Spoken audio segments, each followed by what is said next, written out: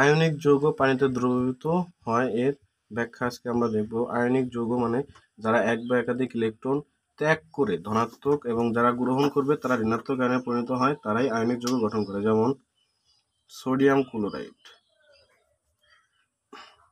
এখানে sodium plus chloride minus, যখন সে পরমাণু তখন ক্লোরিন পরমাণু, যখন আয়ন ক্লোরিনের আয়ন, কিন্তু যখন ক্লোরিনের অণু, কিন্তু যখন আয়ন আকারে থাকবে তখন হবে ক্লোরাইড আয়ন।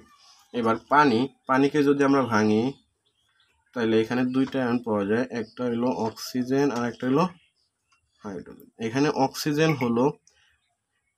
অক্সিজেনের তড়িৎ ঋণাত্মকতা হাইড্রোজেনের চাইতে বেশি হয়, এই ইলেকট্রনগুলোকে অক্সিজেন নিজের দিকে টেনে নেয়, এই কারণে ও আংশিক ঋণাত্মক এবং হাইড্রোজেনগুলো আংশিক ধনাত্মক আয়ন লাভ করে।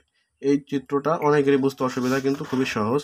প্রথমে আমরা দেখি পানিরে ভাঙলে আমরা কি আয়ন পাইছি, একটা হলো সোডিয়াম আয়ন যেটা প্লাস, ক্লোরাইড আয়ন সেটা মাইনাস। পানিকে ভাঙলেও আমরা দুটো আয়ন পাইছি, একটা হলো অক্সিজেনের আয়ন যেটা আংশিক ঋণাত্মক এবং হাইড্রোজেন আংশিক ধনাত্মক। এবার আমরা যদি সোডিয়াম আয়নটাকে লিখি, সোডিয়াম যেহেতু প্লাস অবশ্যই তার পাশে কি অবস্থান করবে, মাইনাস, তখন আমরা অক্সিজেনগুলোকে ওর পাশে দিকে দেব।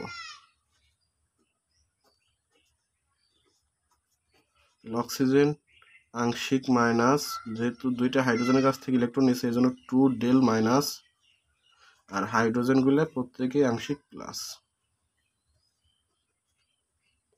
আর অনেকে চিত্র আঁকার সময় জিনিসটা বলে যে কয়টা দিব, এটা তোমার চিত্র আঁকার সুবিধার্থে তুমি যে কয়টা দিলে সুন্দর দেখা যায় সেই কয়টা দিবা, কোনো বাধা ধরার নিয়ম নেই।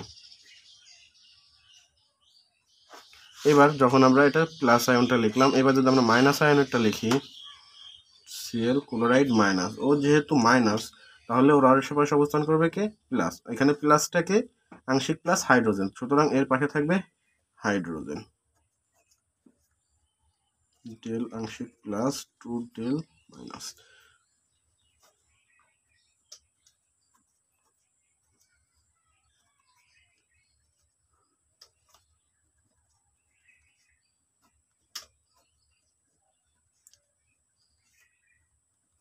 এই হলো আয়নিক যৌগে পানিতে দ্রবীভূত হওয়া।